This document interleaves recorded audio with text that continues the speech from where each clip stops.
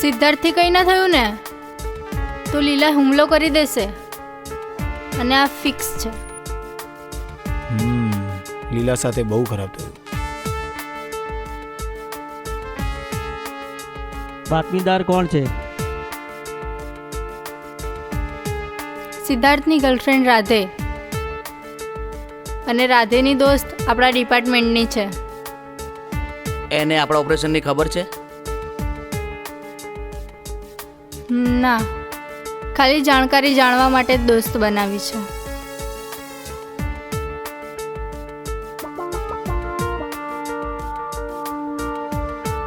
આપણા 4 સિવાય કોઈને ખબર નથી. ચતુરસિંહને મળવા નેતા, પોલીસ, મોટા મોટા બિઝનેસમેનો આવે છે, પણ મને કોઈ ઓળખી ના શક્યો.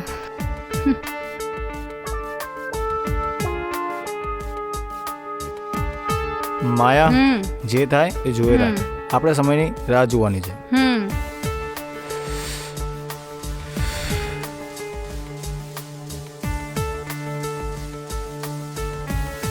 સિદ્ધાર્થ અથવા ચતુરસિંહ બેમાંથી એક એક્શન જરૂર લેશે. એ લોકોને સબૂત સાથે પકડવા છે. ગુજરાતને લોહીમાં લથપથ કરનારને જેલમાં સડાવીને મારવા છે. ઓકે, બધા કામે લાગી જાઓ.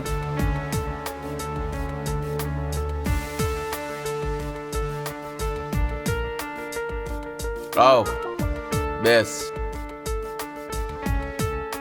સિદ્ધાર્થ વિશે કોઈ ઇન્ફોર્મેશન? હા, વર્ષો પહેલા ગામડામાં રહેતો હતો. મા બાપ બંને નથી. દેશી દારૂના અડ્ડા ઉપર ટાપાટૈયાનું કામ કરતો હતો. એમ કરતાં કરતાં દારૂ વેચવાનું શરૂ કર્યો અને એમાંથી બુટલેગર બન્યો. નાની મોટી હેરાફેરી કરતાં કરતાં દાન ચોરીના બજારમાં મોટું નામ કમાયું. હાજી મસ્તાન જેવી જિંદગી જીવે છે. ફરક એટલો જ છે કે હાજીએ મુંબઈને માની જેમ સાચવી હતી. લોહીથી લાલ કરી દીધી છે ગુજરાતની ધરતીને. એનું નેટવર્ક કેટલે સુધી ફેલાયેલું છે? પોતાની તાકાત ઉપર જોખમ લે છે. મને એવું લાગે છે કે તમારી સાથે રહીને તમારા જેવું નેટવર્ક ઊભું કરવા માંગે છે. તમારે વિચારવાનું બોસ કે એની સાથે ધંધો કરાય કે ના કરાય. જે મોત સાથે રમત રમતો હોય ને એનાથી કાયમ ચેતતા રહેવું પડે.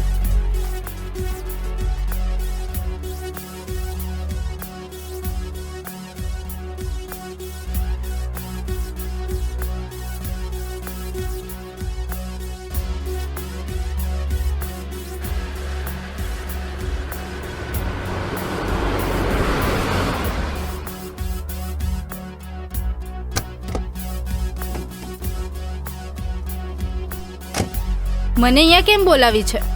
સમય તો જો, બહુ મોડું થઈ ગયું છે. મમ્મી ચિંતા કરતી હશે. ચિંતા ના કર, માણસો તને ઘર સુધી મૂકી જશે. સંદેશો તારા ઘર સુધી પહોંચી ગયો છે કે તું મારી પાસે છે.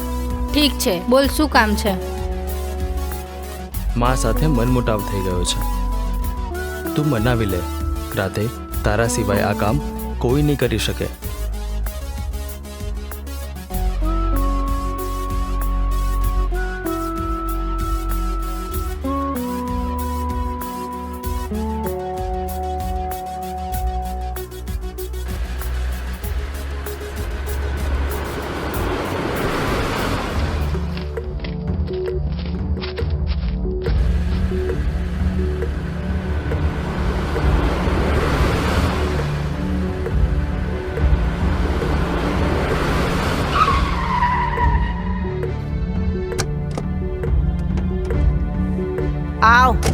આવ બાર. મને મનાવવાની જરૂર નથી. માં ક્યારેય દીકરાથી નારાજ ના થાય. દૂર જવાનો હેતુ એ હતો કે તને મારો વિચાર ના આવ્યો. મારું શું થશે?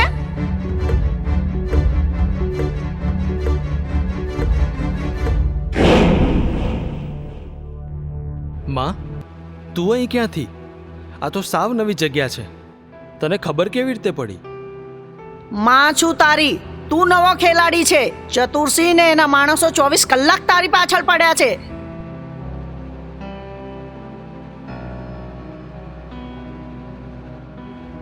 સિદ્ધાર્થ, થપ્પો રમવાનું બંધ કર, સીધો વાર કર. સિદ્ધાર્થ. માં, હા, તમને વાતની તો જાણ થઈ હશે ને? ચતુર્સિંહના દીકરા ચક્રવાકે મારી સાથે શું દુષ્વ્યવહાર કર્યો હતો.